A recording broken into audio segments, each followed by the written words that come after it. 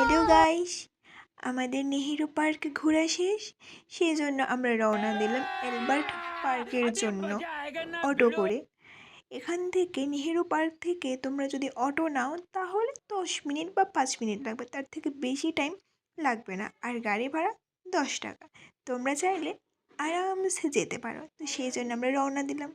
একটু ছোটো ছোটো ক্লিপ নিয়ে নিলাম তোমাদেরকে দেখানোর জন্য যে আমরা ওখানে গিয়ে কী তামাশা করছি।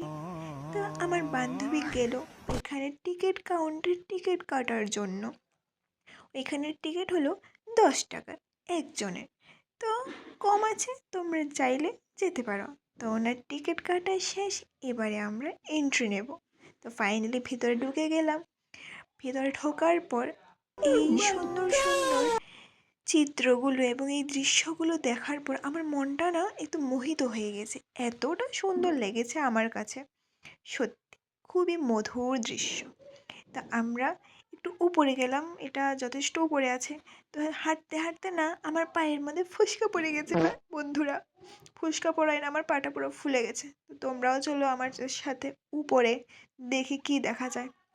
উপরে যাবার পরে নিচের দৃশ্যটা খুব ভালো লেগেছে। উপরের জায়গাটা যথেষ্ট বড় হাঁটার জন্য, এমনকি কাপলদের জন্য বেস্ট পয়েন্ট।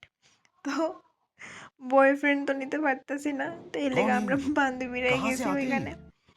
খুব সুন্দর, তোমরা চাইলে যেতে পারো। জায়গাটাও যথেষ্ট ভালো, মানুষ তেমন বেশি না। তো এখানে কিছু জিনিস আছে দেখার মতন, এমনকি তোমরা পড়তে পারো।